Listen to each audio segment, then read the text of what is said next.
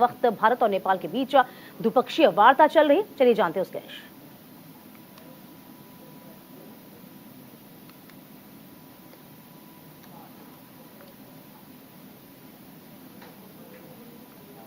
in NPCIL and NCHL for cross-border payments. On the Nepalese side, Mr. Nilesh Pradhan, CEO of NCHL, and on the Indian side, Shri Ritesh Shukla, CEO of NPIL. Of agreement ceremony. I now request the spokesperson of External Affairs Ministry to conduct the rest of the proceedings. Honorable Prime Ministers, Honorable Ministers, members of the delegation on both sides. Excellencies, this concludes the exchange of agreement ceremony. I now request the spokesperson of External Affairs Ministry to conduct the rest of the proceedings.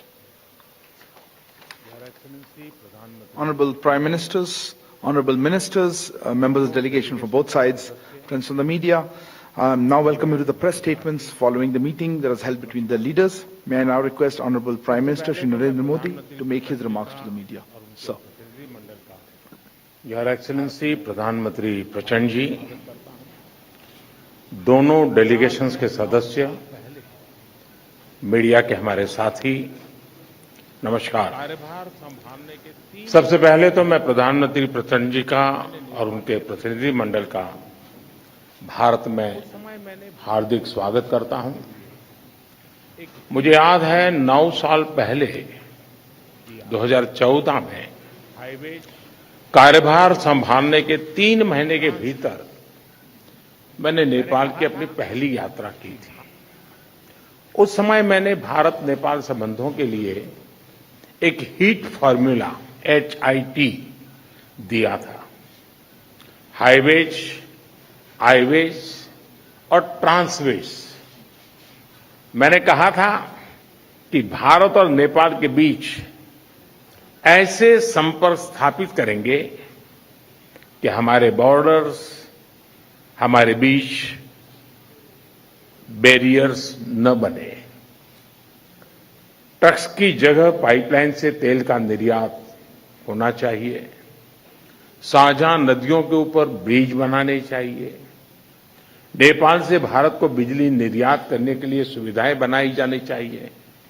Friends, आज 9 साल बाद मुझे कहते हुए खुशी है कि हमारी पार्टनरशिप वाकई में हिट है।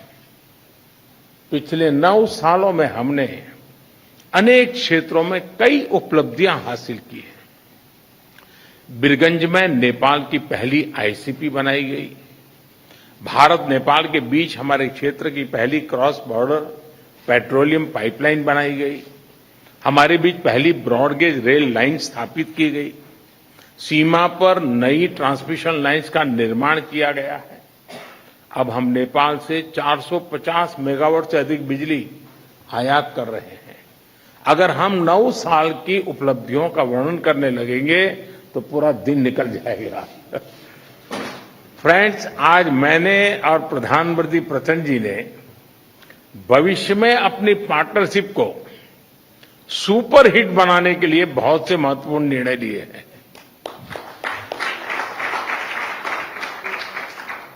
आज ट्रांजिट एग्रीमेंट संपन्न किया गया है।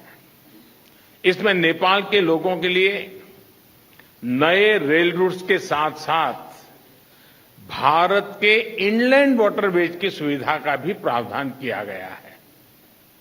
हमने नए रेल लिंक स्थापित कर फिजिकल कनेक्टिविटी को बढ़ाने का निर्णय लिया। साथ साथ भारतीय रेल संस्थानों में नेपाल के रेल कर्मियों को प्रशिक्षण प्रदान करने का भी निर्णय लिया गया है। नेपाल के सुदूर पश्चिमी क्षेत्र से कनेक्टिविटी को बढ़ावा देने के लिए सिरसा और झूलाघाट में 2 और पुल बनाए जाएंगे। क्रॉस बॉर्डर डिजिटल पेमेंट के लिए उसके माध्यम से फाइनेंशियल कनेक्टिविटी में उठाए गए कदमों का हम स्वागत करते हैं।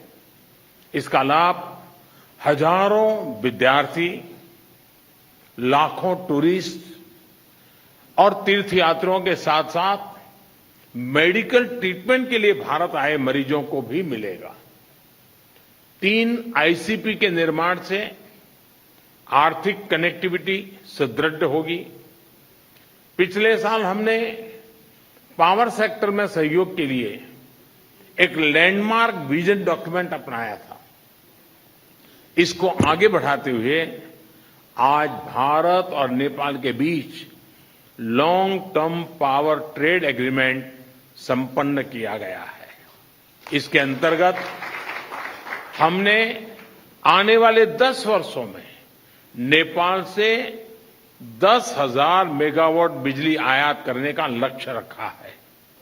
फुकोट, कर्णाली और लोअर अरुण हाइड्रो इलेक्ट्रिक परियोजनाओं पर हुए समझौते से विद्युत क्षेत्र में सहयोग को और बल मिला है। मोतीहारी अमलेखगंज पेट्रोलियम पाइपलाइन के सकारात्मक प्रभाव को देखते हुए इस पाइपलाइन को चितवन तक ले जाने का निर्णय लिया गया है। इसके अलावा सिलीगुड़ी से पूर्वी नेपाल में झापा तक एक और नई पाइपलाइन भी बनाई जाएगी। साथ साथ चितवन और झापा में नए स्टोरेज टर्मिनल भी लगाए जाएंगे। नेपाल में एक फर्टिलाइजर प्लांट स्थापित करने के लिए आपसी सहयोग पर भी हमारी सहमति हुई है। फ्रेंड्स, भारत और नेपाल के धार्मिक और सांस्कृतिक संबंध बहुत पुराने हैं और बहुत मजबूत है। इस सुंदर कड़ी को और मजबूती देने के लिए प्रधानमंत्री प्रचंड जी और मैंने निश्चय किया है कि रामायण सर्किट से संबंधित परियोजनाओं में तेजी लाई जानी चाहिए।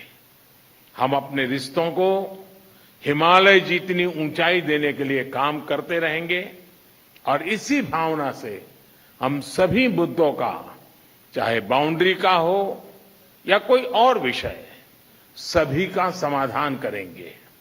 एक्सेलेंसी प्रधानमंत्री प्रचंड जी, आप कल इंदौर और धार्मिक शहर उज्जैन की यात्रा करेंगे।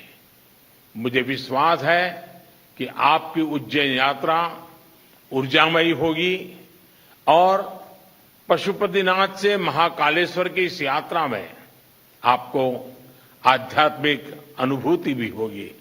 बहुत बहुत धन्यवाद। Thank you, sir. May I now call upon the Honorable Prime Minister of Nepal to make his remarks. Sir. Your Excellency Shri Narendra Modi ji, member of delegation from both sides, friends from media, ladies and gentlemen. Thank you, Prime Minister Shri Narendra Modi ji, for your kind words. I am equally touched by your warm welcome and generous hospitality. This is my 4th visit to India as the Prime Minister of Nepal. I fondly recall my previous visit in September 2008 and then twice in September and October 2016.